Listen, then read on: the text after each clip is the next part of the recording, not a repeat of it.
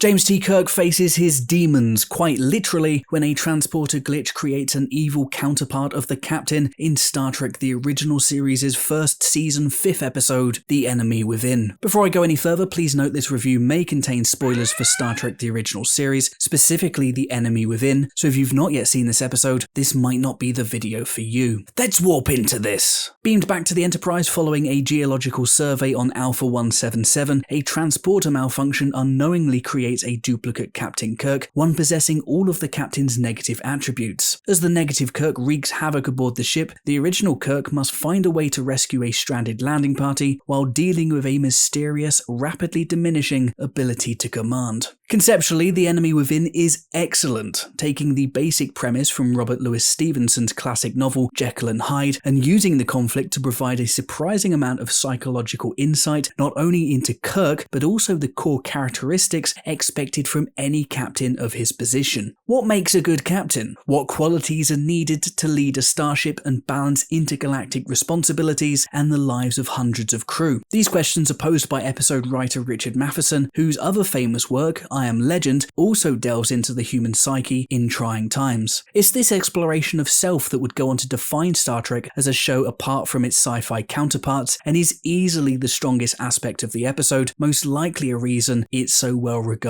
today. Another, perhaps more obvious reason this episode gets so much love is William Shatner, whose performance here is a major contributing factor to his prominence as one of the all-time great overactors. Now don't confuse this with criticism. Shatner's distinctive brand of acting is a big part of what makes the original series so endlessly watchable for me. Despite what some may say, the legendary actor is actually very capable of quietly powerful moments, well evidenced here with the lethargic and passive positive Kirk. The episode also marks the true beginnings of the importance of Kirk, Spock and McCoy's cornerstone dynamic, known to some fans rightfully as the Holy Trinity of Star Trek. Elements had been set up by this point, most notably Spock and McCoy's bickering, but here each man felt essential to the group, indispensable as the ship's leadership team. It still wasn't quite perfect, but the foundations had truly been laid for one of the all-time great fictional power trios. Like many original series episodes, The Enemy Within was extensively rewritten, with Gene Roddenberry and associate producer John Black making some significant modifications to Matheson's original teleplay. Some changes worked, such as the inclusion of the stranded landing party, which raised the stakes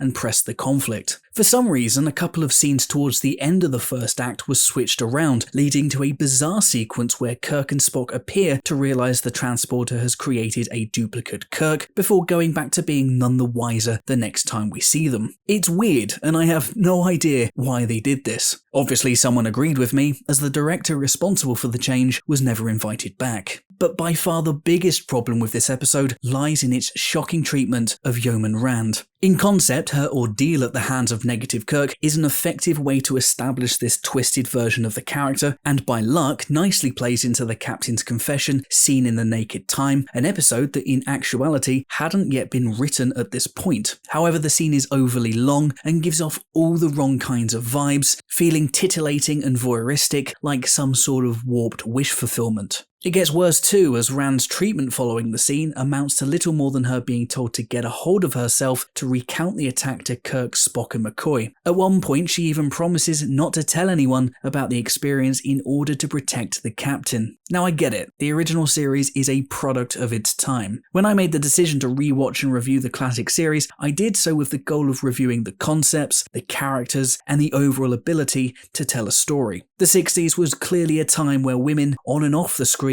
were treated very differently to now, but this reduction of a female character to little more than an object with no agency whatsoever must have been unacceptable even by standards of the era. Spock's final line to Rand, strongly implying she had a thing for the man who nearly raped her, is a problem, one that factors heavily in my overall score for this episode. It's easy to see why The Enemy Within is so regarded by fans. The mold for the transporter accident episode is strong conceptually, with Shatner's famous leading performance actually far more nuanced than he ever got credit for. However, it's hard to look past the episode's less than desirable attributes, issues that probably arose through revisions of the teleplay rather than the original concept itself. Ironically, what we have here is an episode consisting of two contrasting parts. But unlike the essential negative Kirk, I wish the bad aspects of this show had just been transported into oblivion. I'm giving The Enemy Within 3 stars out of 5.